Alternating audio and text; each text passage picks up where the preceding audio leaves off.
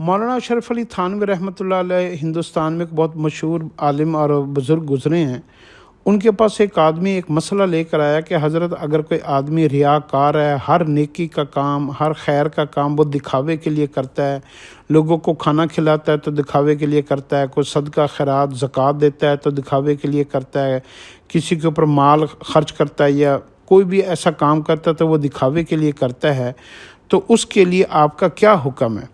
تو مولانا اشرف علی تھانوی رحمۃ اللہ علیہ نے ایک بڑا خوبصورت اس کا جواب دیا۔ فرمایا یہ جو تم لوگ نیک بنے پھرتے ہو اور تم لوگ جو اپنے حلال رزق میں سے اور اپنے رزق میں سے جو تم اللہ کے راستے میں مال خرچ کرتے ہو، اگر صرف اتنا، اور جو ریاکار ہے وہ مال خرچ کرنا بند کر دے دکھاوے والا، تو تمہارے مال سے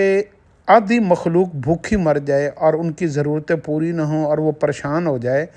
اللہ رب العزت ریاکار کو، شیطان کو، منافق کو، پتہ نہیں کس کس کو کیسے کیسے اللہ رب العزت استعمال کرتے ہیں اور اس سے مال خرچ کرواتے ہیں، اس کے ذریعے سے خیرات کرواتے ہیں۔ وہ یہ سمجھ رہا ہوتا ہے کہ میں اپنی شہرت کے لیے کر رہا ہوں، وہ اپنی چال چل رہا ہوتا ہے، اللہ اپنی چال چل رہے ہوتے ہیں۔ اس کی چال یہ ہوتی ہے کہ مجھے دنیا کا فائدہ ہو جائے گا، میری شہرت ہو جائے گی، میری نیک نامی ہو جائے گی، میں بڑا مشہور ہو جاؤں گا، میرا یہ ہو جائے گا، میرا وہ ہو جائے گا۔ اور اللہ اپنی چال چل رہے ہوتے ہیں کہ اللہ اس کے مال میں سے اللہ غریبوں کی مدد کر رہا ہوتا ہے اور بھوکوں کو کھانا اللہ پاک کھلاتا ہے۔ تو اللہ اس کے ذریعے سے، جیسے شیطان جو ہے ایک بڑھیا کے پاس جو ہے نا کچھ اس کی ضرورت کی چیزیں اور کچھ مال اور کچھ غلہ لے کر گیا، تو اس نے کہا کہ اس شیطان نے کہا بڑھیا کو کہ میں تو شیطان ہوں، تو میرا مال تم کیسے قبول کرو گی؟ تو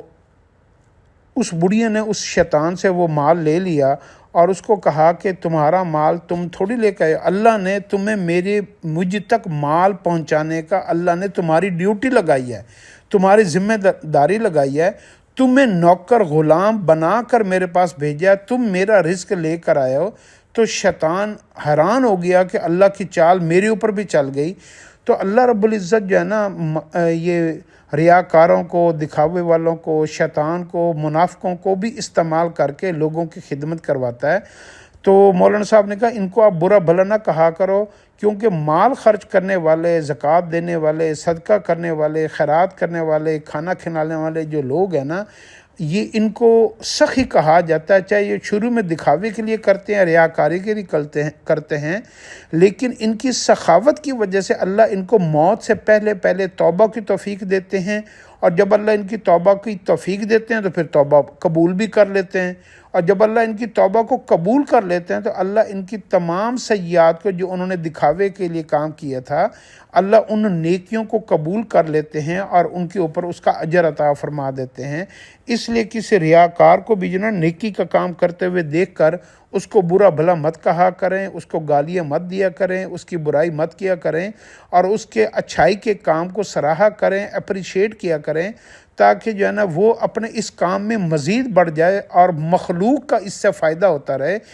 اصل تو مقصود ہے کہ مخلوق کا فائدہ ہو، لوگوں کا فائدہ ہو۔ اگر لوگوں کا فائدہ ہوتا ہے تو پھر آپ کو اس کے اوپر خوشی کا اظہار کرنی چاہیے۔ اس کے لیے ریاکار استعمال ہو جائے یا کوئی اللہ والا استعمال ہو جائے، وہ ایک اللہ کا ایک نظام ہے، غیب کا نظام ہے۔ مخلوق کا فائدہ بنیادی مقصد ہے، مخلوق کا فائدہ ہو رہا ہے، ہمیں چاہیے ہم اپنی زبانوں کو بند رکھیں، پتہ نہیں اللہ اس کو کب توبہ کی توفیق دے دے اور وہ جو ہے نا اخلاص اللہ اس کو عطا فرما دے اور اس کے یہ اعمال بھی اللہ قبول کر لے۔ ہم اپنی زبانوں کو نہیں روکتے اور ہم ایک خواہ مخواہ کے گناہ میں شامل ہو جاتے ہیں۔ اللہ ہمیں اس کی سمجھ عطا فرمائے۔